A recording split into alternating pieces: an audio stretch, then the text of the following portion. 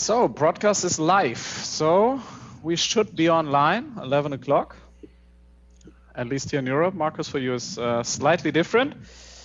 Then we can start. I'd like to welcome you all. Good morning. We have a very good morning in Brazil, 6 o'clock. Thanks, Markus, for joining so early. We have a good day or good morning in Germany. We have good afternoon and good evening, I'm sure, for some participants as well. I would like to welcome you all today. We have pretty exciting topics today, speaking about enterprise communication and hybrid work models, topics that nearly everybody is working on and that are extremely modern nowadays.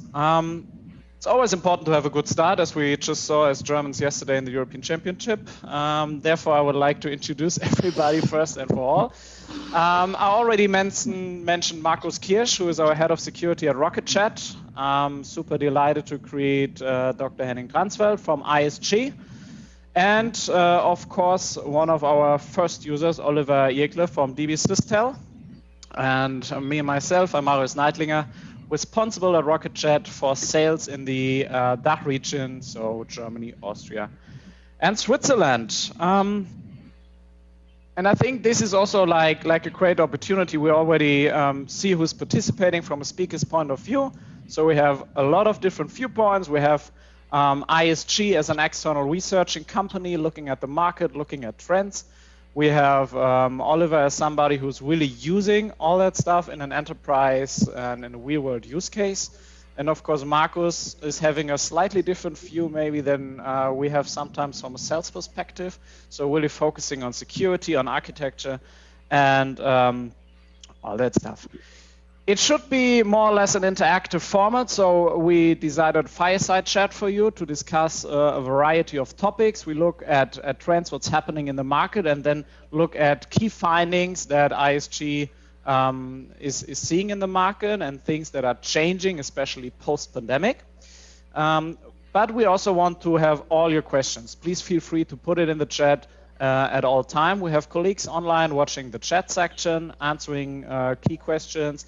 And at the end, we have like question and answer time slot where we will pick up certain questions, handle them online, put them to our speakers, and answer them, hopefully. So everything we're doing right here is live. I think our whole type of language, the way we speak changed, especially in 2020. I think the most highlighted quote is like, you're on mute.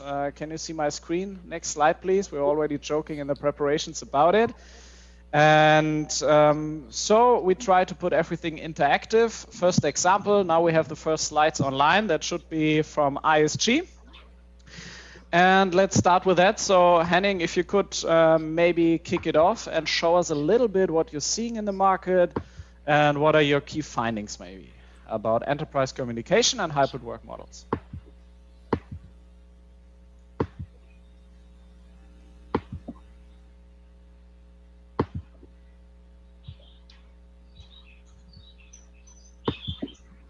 So I do have to ask the question, can you see my screen? Yes, we do. Good. Okay. Yes, thanks for letting me kick off the session. So I want to quickly introduce what we are seeing as key trends within ISG for communication collaboration. Actually, picking up the theme you've made with football, one thing the German team was criticized of is actually not supporting the attack enough, not communicating, not collaborating. And this is taking increasing hold in the enterprise market. The reason why I picked this slide is not because it's very new. This is actually the trends we've been forecasting at ISG for before the pandemic, where we were saying that after the smartphone revolution, the next big thing which is hitting the workplace is now collaboration, closer working together, using communication tools to be more productive in the work environment, the work-life balance. All these things are now really becoming very prominent with the pandemic. This is a snapshot of where the markets were in terms of home working, remote working before the pandemic hit and forced everyone into the home office, especially everyone in the white collar sector. where you can see that investment banking has already been very advanced, but in many European markets, as well as in Asia Pac and North America, the public sector was trailing very much behind. In many public sector locations, remote working wasn't even an option before the pandemic hit. So they had to go a long way to actually make it happen. And that's when the pandemic really introduced some changes where the transformation had to happen very quickly. Most companies actually managed the transition quite well in terms of the logistics, the operations, bringing thousands of people into the home environment. And the providers which helped them and made a good job actually also strengthened their position. The IT corporate governance functions have been strengthened throughout this time. But what we also saw is that the focus for choosing your providers has changed through the pandemic. The criteria for choice. We get a lot of contracts and sourcing mandates advising clients on the right vendor selection and choices. And before criteria like the provider has to deliver digital value, the provider has to have personnel which is working well with mine, and they really have to understand my business problems and proactively support solutions. These things are still important, but what's really come back to the fore is the focus on the execution in the core business of the provider. So the fulfillment of the role as a technical provider, achieving operational resilience, leverage the experience to get overall responsibility over the IT infrastructure. These are all criteria which are now becoming even more important, and that's because one factor has been put into the resilience. Resilience in terms of changing from the physical model into the design for new customer preferences, the digital transformation, contactless commerce, engaging customers without seeing them. The same goes to the ecosystem and business processes, and particularly for the employees, which are now sent into the home office. So basically, none of the things you see now in terms of IT trends or digital transformation is new. None of the things are things we haven't talked about before the pandemic, but there's been this massive acceleration in terms of execution, and now we have to deal with the fact that the transformation has almost happened with most businesses, and the barriers just had to be bypassed. And for the workplace, this was a tsunami. This was for many companies. It was like, okay, how do I deal with all these different aspects of sending all these people home? Starting from where do I get the laptops? Where do I get the devices? All the way through to how can company critical data be protected? So these shifts were made possible on the execution, but there were three main themes which were emerging. The first one was in terms of the infrastructure, where people are enabled, but is the network actually optimized for the fact that people are now accessing it through a very distributed environment? The security been made, but are all the people on the right identity and access management to go into corporate resources such as ERP or even more critical company resources from the private wireless LAN at home? And the really big point where collaboration really plays a key factor is the organization. People are now sitting at home. They need to be productive. They need to understand the tools they're working with. That's the main touch points, the main stickiness they have with their enterprise. And if they don't use it in the right way, and that's particularly people who are above 40, who have maybe used the home office once or twice and are now totally relying on it, they have to be brought on board. They have to be shown how to work with these tools and how to make the most of their tasks, so that they also keep being motivated. These are the key challenges here. So what we see is that the transformation which actually has been discussed, the concepts are not new. Everything we see now in the digital enterprise has not suddenly emerged. It's been scenarios like seamless collaboration from your car, the office, and your home office have been discussed for the last 15 years. But what we're really seeing is now companies taking a 4-step approach. First, they were fighting the fire, and most companies have gone through that. They are addressing the impact it has on the normal way of working and how they have to adapt. They are adapting the operation. The organization is changing. HR processes are now happening online. Requirements for physical meetings before you hire someone are changing. So you're adapting to this new environment. And the third one, the final stage, is where you're planning for growth and you're undertaking this digital transformation to implement different strategies for growing your business in different areas. You're including your facility management strategies. Now we are in this period where some countries are coming out of the pandemic. The return in the offices is being prepared. Some business travel is coming back. But it's going to be the business case is evaluated in a different way than it was before. So the whole office organization and structure also needs to be adapted for that. So here's a quick look at the UK and some numbers on how the experiences went with COVID-19. So on the left-hand side, you see some parameters on the impact of the perfect storm. For instance, there's been a reduction in turnover in many businesses by as much as 25% and larger. Many people had to adapt the supply chain, change their suppliers due to disruptions in certain industries or geographical markets, and some had to reduce their pricing. On the other hand, 75% or more of employees would rather remain working from home. Most consider it a real benefit to be able to work from home.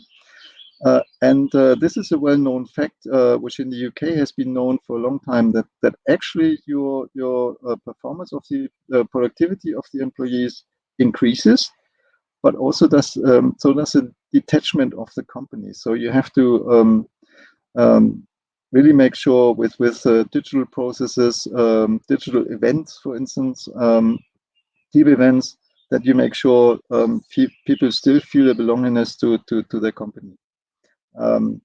So the transformation actually has huge benefits for the companies as well, where you have a reduction in power, CO2 you're saving, there's savings per employee moving to remote working. But these are just hard savings. So the overall picture is which you have, or we advise you to ask yourself is really to go into the workforce, see by role, by age, by structure, who is coping, who needs support, what kind of support, is your collaboration actually geared up to this task, and that's the most vital one.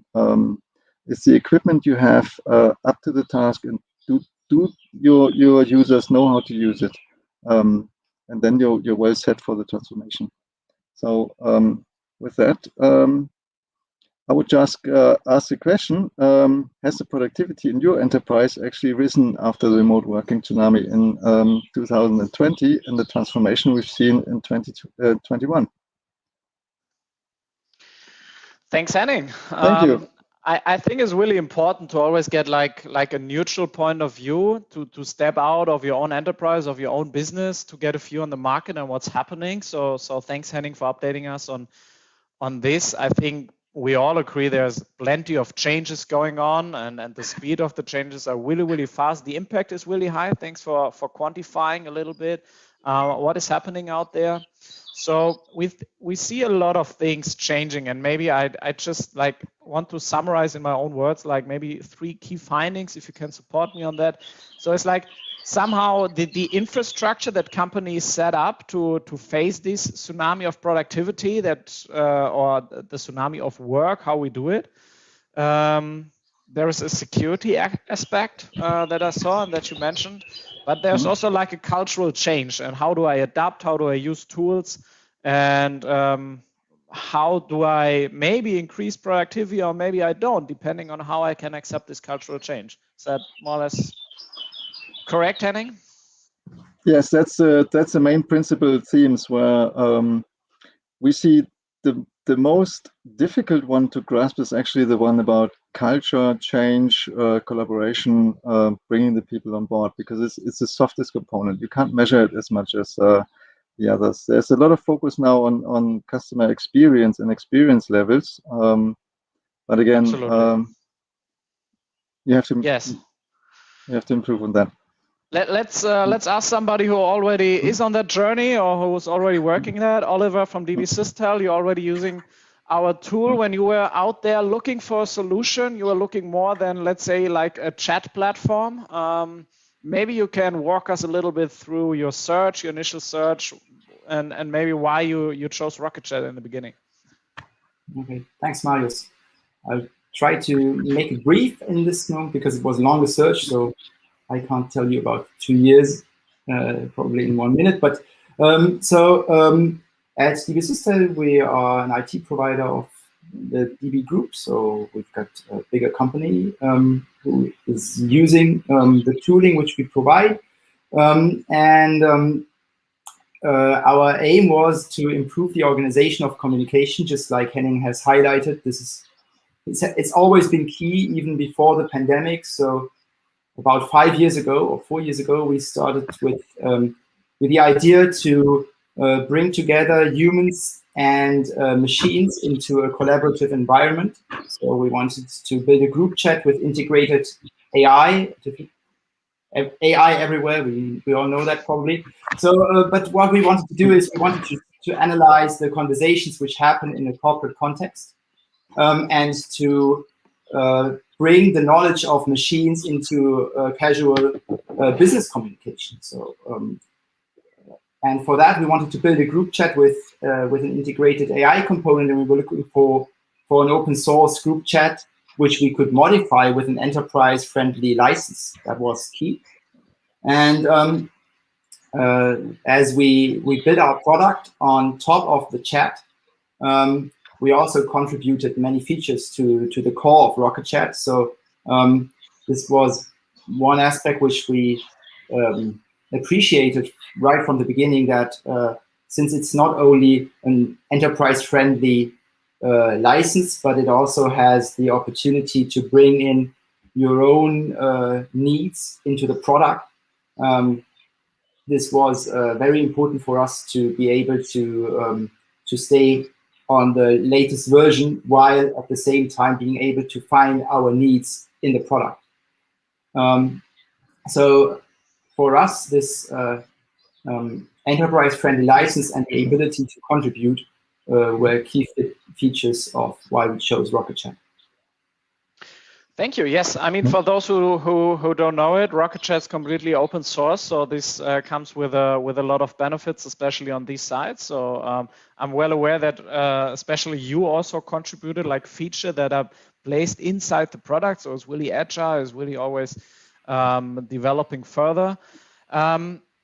I mean, you are a great example. You're a pretty traditional company with a lot of history and heritage, not a new startup that is starting from scratch. So I'm sure you had like plenty of tools, of silos, of things you needed to connect. I think it was also important for you to where this platform for your new product and for your new development is running.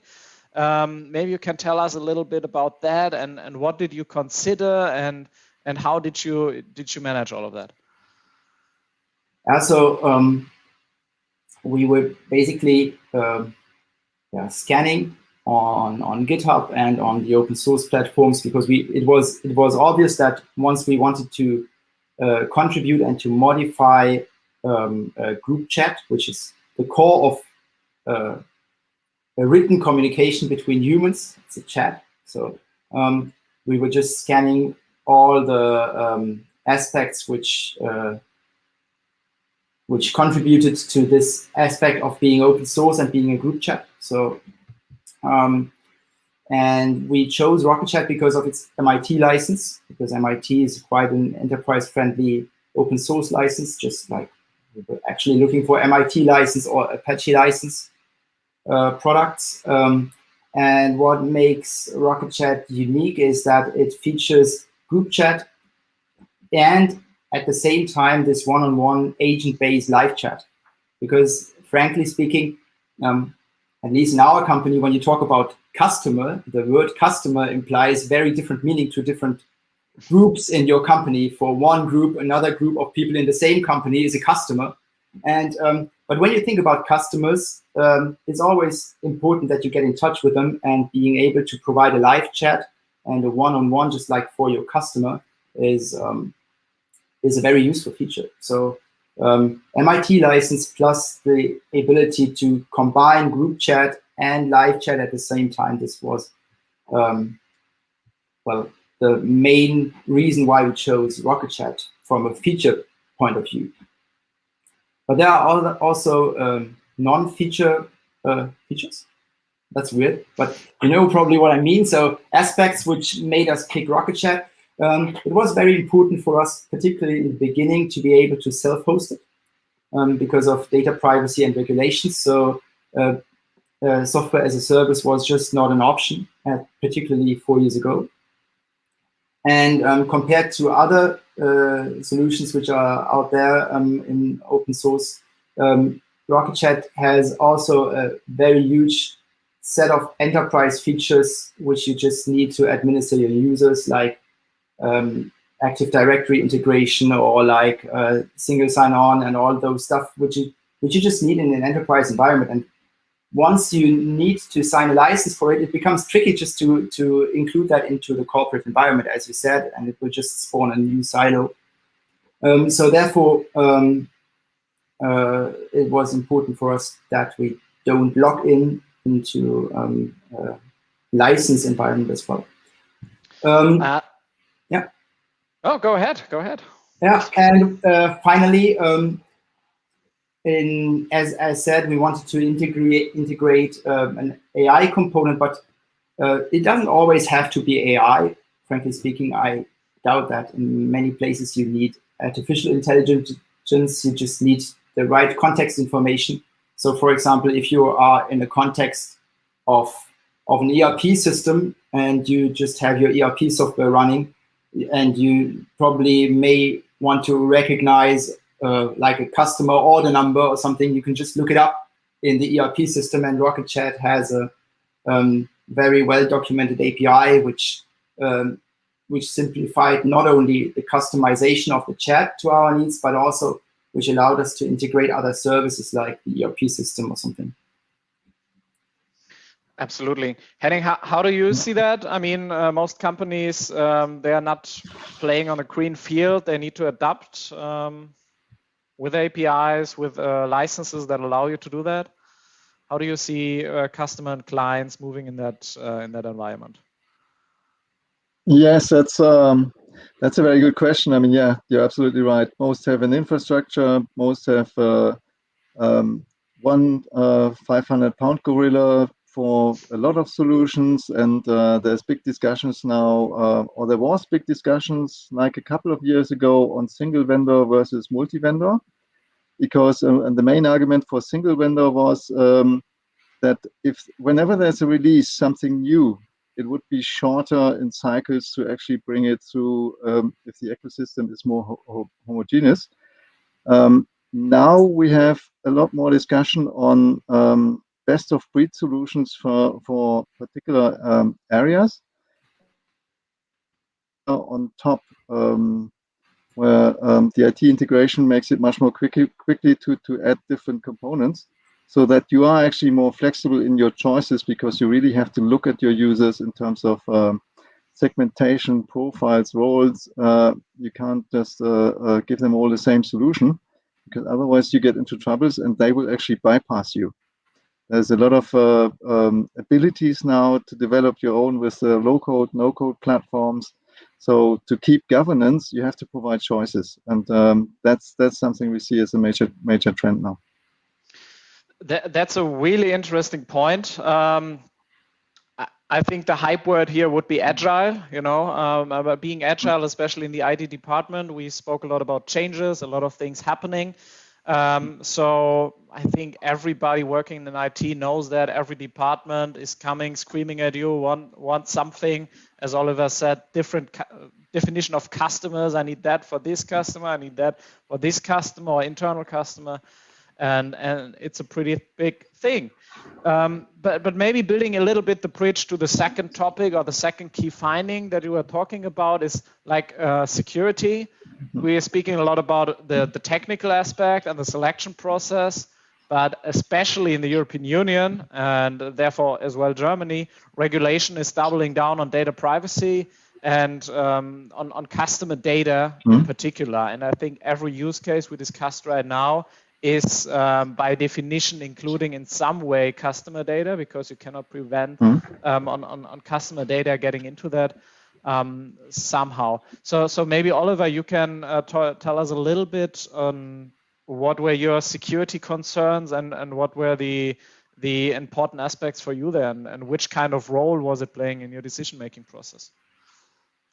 I think it would be, to most of the participants, it would be boring to talk about this really detailed security needs, but no matter how they look in your company, if they are violated, then it's a showstopper. That's it. So you just need to align them. And we've been in intensive contact with Markus, who in this case, thankfully, has a very good understanding, particularly of the German regulations as well, just to check how our needs would fit in there. And yeah, so if you violate them, it's a showstopper, nothing less. Perfect. I mean, you already said you needed self-hosting. You said on the infrastructure part, so there was a decision to have it inside, let's say, your own fences for their privacy and for security reasons. Yes, Markus, it's also a great bridge because on a lot of customer scenarios, we're working closely together, trying to figure out security aspects that our customers are facing, regulation they need to implement, security aspects they need to solve. Maybe just as a starter, maybe can you tell us a little bit, because we were speaking about open source, what is, from a security point of view, the difference between open source and closed source software? That's a good starting point to address, let's say, the benefits that Rocket.Chat has. So coming from the open source angle, that enables a lot of possibilities for us to be more secure. So automatically open source software is not secure, but it gives us possibilities to increase the security over comparable closed source alternative. And I would say, starting with what open source means, it means the code is transparent, everyone can look at it. And this at first already gives our customers, our users, the first set of assurances that we are not building any backdoors in there. We have no hidden functions. The code is open. Everyone can look at it. Everyone with a bit of decent technical understanding can dive right into it, can understand how the software works under the hood. And that at first at itself gives a large set of customers the assurance already. They know how Rocket.Chat works. They know there's nothing hidden there that they don't want there. In comparison, let's say, to other open source projects, we are actually also full open source. So this means also our enterprise edition is open source. It's not MIT licensed, the enterprise license, but it's open source. So you can still look at the code of the enterprise license, meaning all the functions are visible and can be analyzed. That is the first set. And going from there, let's say, you can leverage community, you can leverage vulnerability researchers to look at that code and issue statements, issue advices to us as well, if there might be a possibility of a vulnerability, so that we can fix it. So this results usually in quicker patches, because let's say the code is open source. So if there's a vulnerability, let's say, advisory coming out to us, where a researcher lets us know, hey, there's a potential problem, we fix that right away. Because, as I said, the code is open. We cannot sit on the vulnerability. We try to fix it as soon as possible, usually with a hot fix that we're shooting out. And going also from there, the licensing, Oliver mentioned it, we're MIT licensed, so there's no restrictions on what you can do with the code. So you can also fork the code. You can turn off features that you don't need. That also comes with benefits because you don't need to use everything. So that flexibility that MIT gives you is also, in my opinion, a security benefit. And last but not least, I mentioned it, it's actually the community that is the main driver of open source security. The more eyes you have on the code, the more opportunities you have to find potential flaws and fix them right away. I understand. I mean, before that meeting, I thought I had a decent technical understanding, but I'm still not able to dive down in the code and understand really what's happening. But besides that, maybe to translate a little bit into the business function, what would be like key aspects? I mean, you have a wide variety of experience from a security perspective, not only inside Rocket.Chat, but also working with our Rocket.Chat clients on these projects. What are important steps or important aspects that decision makers should pay attention to when they decide for a platform or they look for one? Ultimately, it will depend totally on the context and on your risk assessment that you're doing in your organization when you're deploying a collaboration tool like Rocket.Chat. But we're seeing a few things across the board that are, let's say, very important for most decision makers. I would say the first thing is most organizations today really want full control over their data. So data sovereignty, being able to know where their data exactly is, where it goes. That is a key point today in today's world. And you want to control who can access this. You want to, let's say, maybe run it only as an internal chat first. So you don't want to put it on a public cloud. So I would say the first really important aspect is you want to be put in control over your data, and that works very well with open source tools that have no backdoors, as I said, and which also have the possibility to run on-prem on your own infrastructure. You don't need to consume a Rocket.Chat as a service. You can run it on your own infrastructure wherever you want, and that's the first, let's say, that comes up in most discussions we have with customers. They ask the question, how can I make sure where my data goes? How can I control it? And being able to run it on your own infrastructure is the first main decision points that they want to make. The second point is then, okay, how can I ensure that the communication between my employees or between me and the customer is secure? Naturally, you have encryption options that secure that. Usually use SSL encryption in transit, but we as well also support end-to-end encryption, actually. This means if you enable end-to-end encryption, no one else can look into your conversation except the participants. That makes it really ultra secure for even, let's say, really secret business contexts where you want to communicate with each other. So end-to-end encryption is a big feature. Also, speaking from security side, and every sysadmin or every administrator knows this is a pain. This is the identity management. So once you have your IT landscape, you want to make sure that all your tools are running from a central identity, let's say, database where you have one place where you manage your identities. And so you want to use features like single sign-on or federated identity to work with all your tools. Of course, Rocket.Chat also supports that. And Oliver mentioned it already, you want a tool that complies with both your internal regulations and also every external regulation that you're subject to, privacy laws, import-export laws, whatever is your organization is subject to. Thanks, Markus. Especially the last point, speaking about regulation and laws. Henning, maybe you have a broader view on that. What are you seeing in the market? We have GDPR now already for some years. We have the really recent decision from the European Union on the data privacy shield. I think that was cancelled. What do you see in the market there? Yes, first of all, I would like to reinforce the point Markus made. Most companies don't just want to have the control, they are required to have the control by regulators, or they also have the responsibility if anything goes wrong. So they must keep in control of their data all the time. So in terms of security concepts, we've seen a major shift away from the fortress, from putting your data in one secure place and locking it up, into a more overarching access control concept, where you're looking at getting access to the data flexibly in the context of your need, identifying the need for the access, and then also denying access when it's no longer required.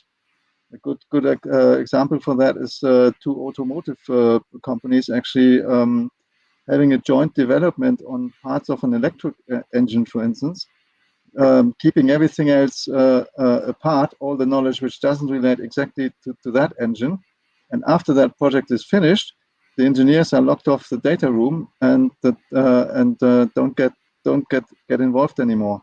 So really, personal identity and access management becomes a key technology for actually empowering who will get access to what data in what context. And by data sparsity, you create, even with a cloud environment, in many instances, a much safer environment than when you're printing out CRM data on Excel sheets and distribute them via email in the company. Yes, I think we all agree on security is crucial and is extremely key here, because we're really talking about the most sensitive things we have inside a company. So everything we collaborate on, we communicate on, needs to be secure.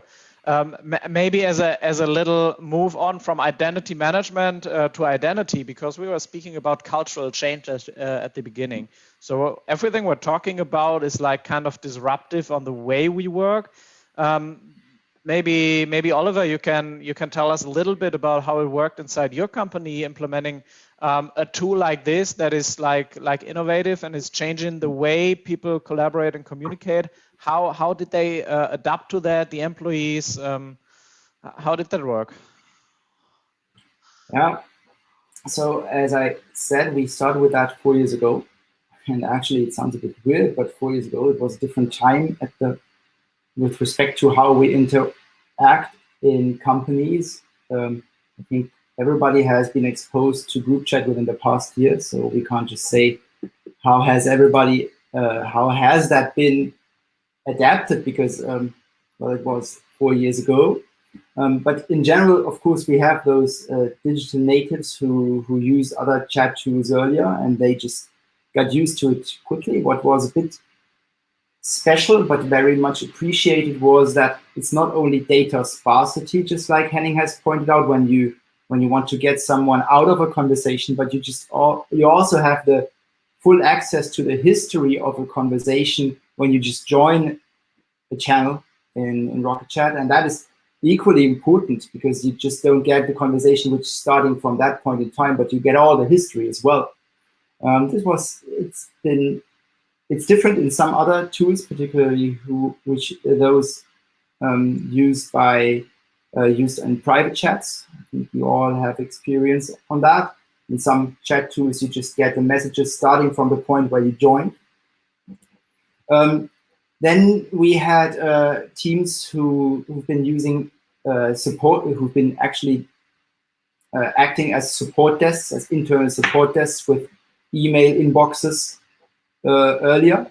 So we replaced email inbound boxes with live chat, and that was, at the same time, it was very well appreciated, because it was much more transparent who responded to a customer's question.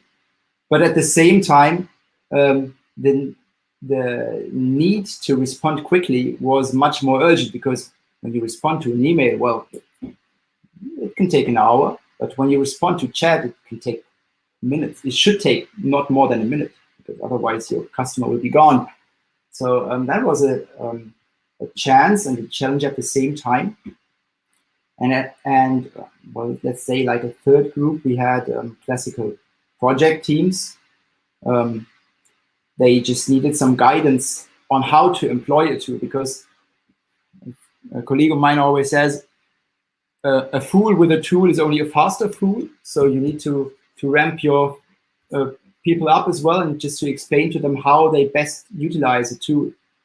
And that's just, you need some guidance. And actually, since we as a small group operated the tool, we also did something like, might sound stupid, but internal consulting on how to use a chat.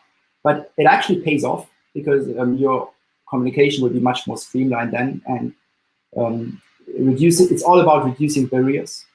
And once you tear them down, it's going to be very easily accepted, particularly nowadays.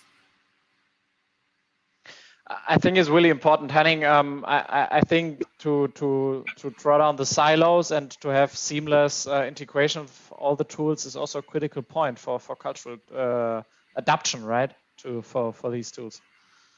Yes, and also to the example which Oliver just mentioned, history gives us a bit of orientation, because if you look at email in the 90s, most of the conflicts actually arose because some people were treating it as instant and others didn't. And there was a huge expectation. Now we have clear guidelines where you say, like, an email has to be answered within a 24-hour context. A mobile call has to be answered within 1 or 2 hours. So companies have developed sensible guidelines around how to use these tools, which are not all instant. Set the expectations on both sides, especially for internal communication. Instant messaging now might replace the email culture to some extent, but that will be a huge change in behavior, because email is also, a lot is for storage and backup, and you've written an email, you can always get back to it. With instant messages, it's a more informal way of communication, and it's just more immediate, and the response time, the response expected is also immediate. So don't send urgent requests on instant message before you go into a call for 2 hours, because everybody else will be surprised that you can't handle the response. And that's the kind of guidelines which, absolutely need to be developed and established to help the culture along on these changes. I couldn't agree more, even though, I mean, saying that email communication is already like everybody has the same expectations, I doubt that sometimes, but that also shows us there's a lot of work to do to really accept these tools inside the organizations and to really use them with their full potential for the organization. But that moves me a little bit to my next point, because right now we're talking about internal communication, but especially, Oliver, you are using the tool as well, like customer facing, not directly facing, because you had another front end around it, but you used it to connect, let's say, external participants with internal participants and so on. So when you use a tool like that and build a solution to create new customer touch point, how was your experience on that, especially with, we call it always like an omni-channel solution, so you have different channels where you can create new customer touch points. How was that for you in your case? Yeah, so also here, tooling is only one aspect. So in order to provide a better customer experience, you need better communication. And it's not about just the tooling, but it's about culture, quality of your agents, and also speed of response and the way they handle the customer. So this is still key, just to be very precise on that. Also, the tool can only make things worse. So it will be as max, it will be as good as a face-to-face communication. But the Rocket.Chat live chat, it just lowered the barrier for us to establish a channel which gets close to that, at least in written form. That was really important. So if you don't have those highly skilled people as your agents, what you can do is you can include a back office, and this is easy with Rocket.Chat because in the same tool you are contacting your customer, as well as you can include other colleagues who just know more at the same speed at which you want to respond to your customer. So I think it really pays off because you've got your whole company as a back office for your agents if you want to. Yes, that's a really, really important point. Maybe regarding on the time, because we're moving forward, I would love to talk with you guys like for a couple of hours more. I would also like to put in the idea of Rocket.Chat, what we really want to accomplish. We have some slides prepared for that so that we can visualize that a little bit. Here it is. Now we just need to change. Because everything we're talking about internally as well as externally, and you just said like we have I really like the idea of the whole company as back office for your customer facing agencies. But what we need to overcome for that is that we have all these silos. So we say like enterprise communication is broken. We said learn from the history. We have email. Okay, but email we have for so many years already. There's so many other tools, they come around and somehow they're here to stay, but now we have all these silos and we need them to work together. So what we see at especially bigger companies is a picture something like that. So what you see here, you see a different bunch of tools in the middle that everybody in the company or maybe just a little part is using somehow. You have on the left side the thing we just discussed, omnichannel, on how you're engaging with clients and customers.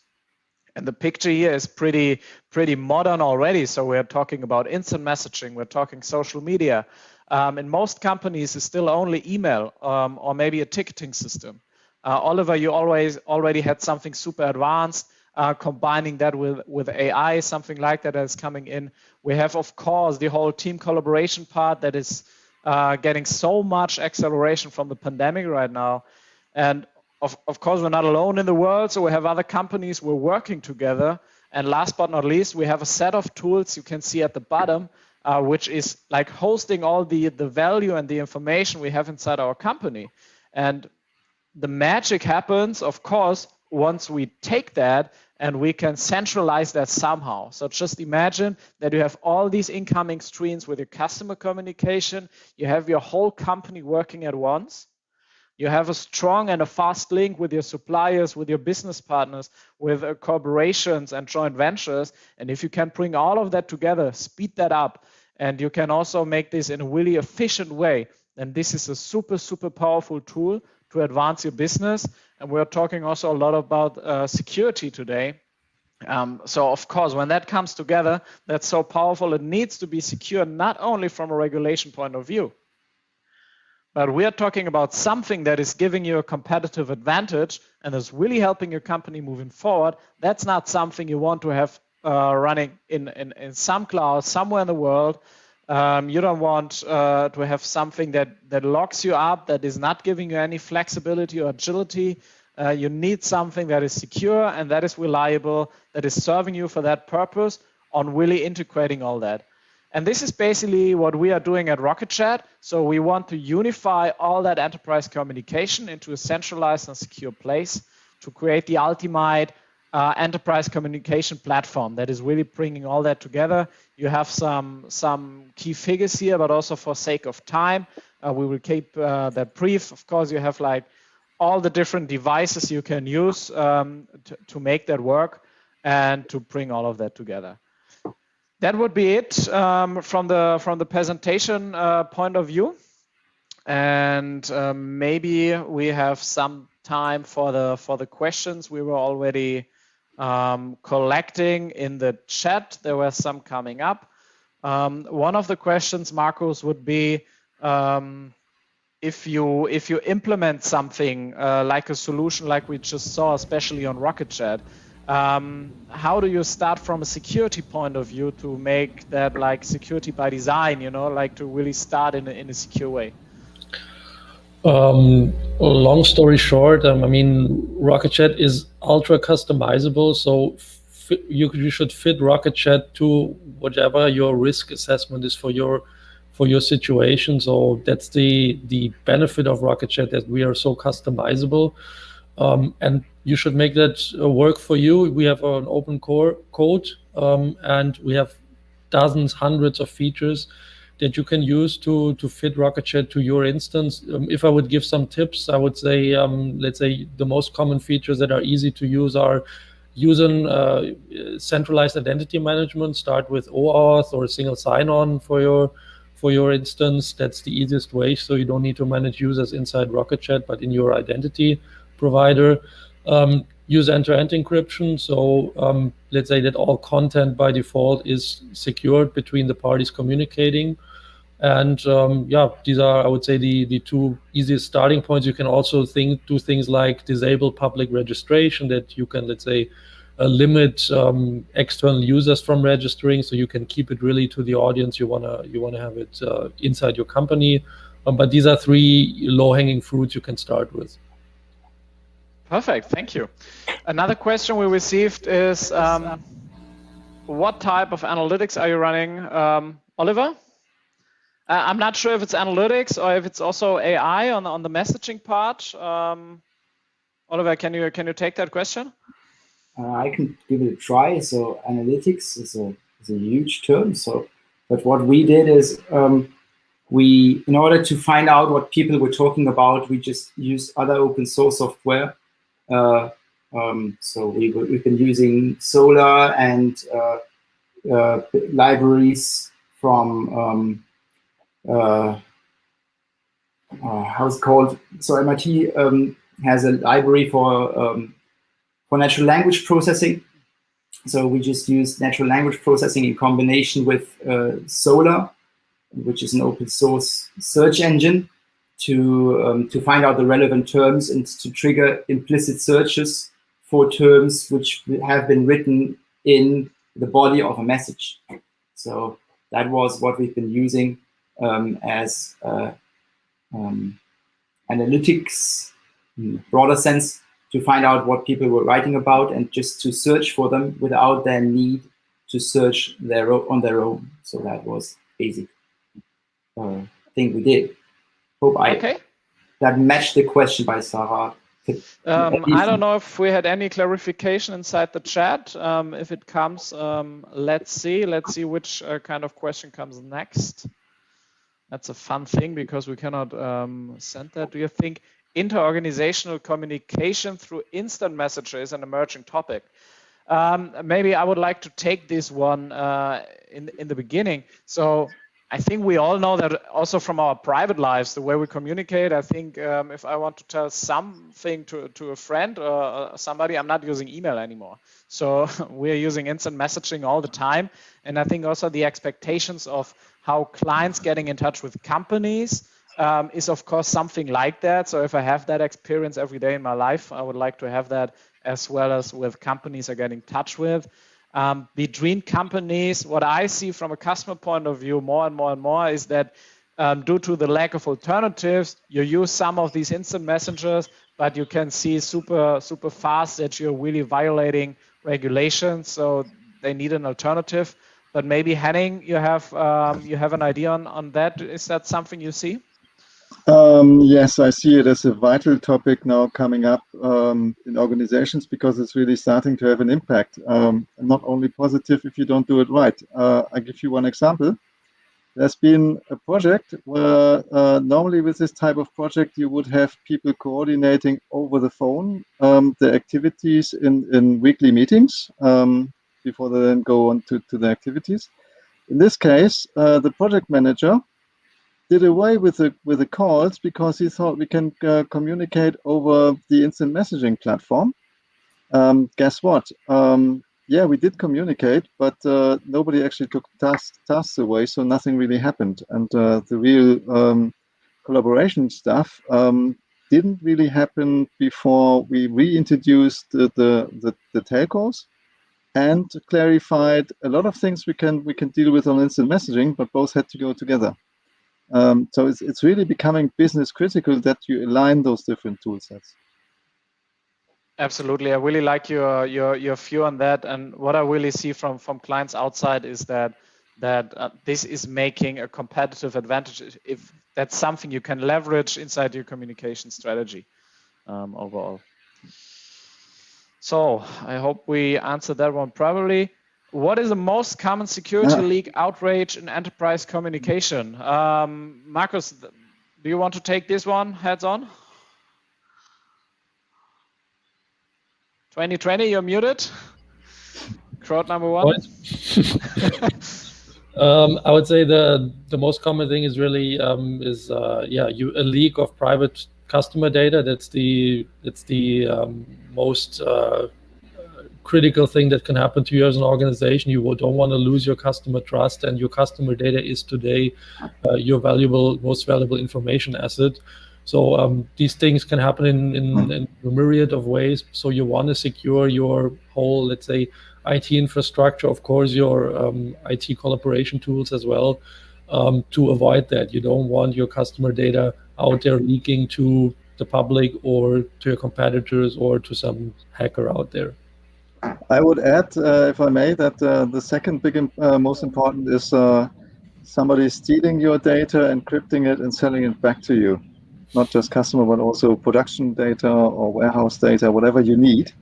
You have to pay a hefty price to actually get back to your own assets. To hope you get it back. I mean, yeah, it's not like you have a warranty and a money back guarantee, something like that. Okay, we are reaching the end of the time slot. We have like 4 more minutes, so maybe I would like to summarize a little bit. We were covering a lot of different topics today. So everything is about enterprise communication, hybrid work models. I think we're all facing that. There's a lot of change happening. I think nobody is disagreeing on that. And from my point of view, I also think that this change is getting faster and faster all the time, and we need to keep up with that. Speaking with clients, speaking with market researchers, and as well as with our experts, what I can see is that this is sometimes a threat to an enterprise or a company, but most of the times it can be an opportunity. Every customer who's reaching out to us, mostly they're coming from just one point where they would like to start. So sometimes you have team collaboration, sometimes you have security, sometimes you have something we didn't discuss today is like chat ops, or last but not least, omni-channel. So you have all these different channels you need to combine. So my biggest advice to everybody out there is like, pick a starting point, pick somewhere where to start. I think this can be also like the summary of today's discussion and interview, because it's such a big topic. You need to break it down. You need a way to start. You need one topic to start, and just look that you have a platform that you can expand, that you can scale, that you can connect, and that you can integrate, preferably seamlessly in everything you have already, and that is open and gives you flexibility and agility to do that. I would like to thank all of you participating. Of course, Henning, Oliver, Markus, thanks a lot. Markus, what time is it for you right now in Brazil? It's like 7 a.m. in the morning? That's about right. Yeah, you've been here a while, so thanks a lot. And thanks everybody behind the scenes, of course, for managing all that. Thanks our clients and prospects and participants for asking questions, for taking the time, looking at that topic. There are so many more questions piling up in the backlog that I can see. I would like to take heads on and to answer that. If you have anything left over, you have our contact details on our homepage. You can book directly slots where we can discuss certain matters. So feel free, test it, make a community version. If you have technical questions, just contact us. We are there to help, to go with you on that journey.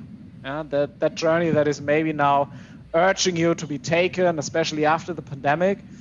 So last but not least, if any of you don't want to add something, thanks everybody for the time, for your participation, and have a great day. Bye-bye. Thank you. Thank you. Bye. Bye. Bye-bye. Bye.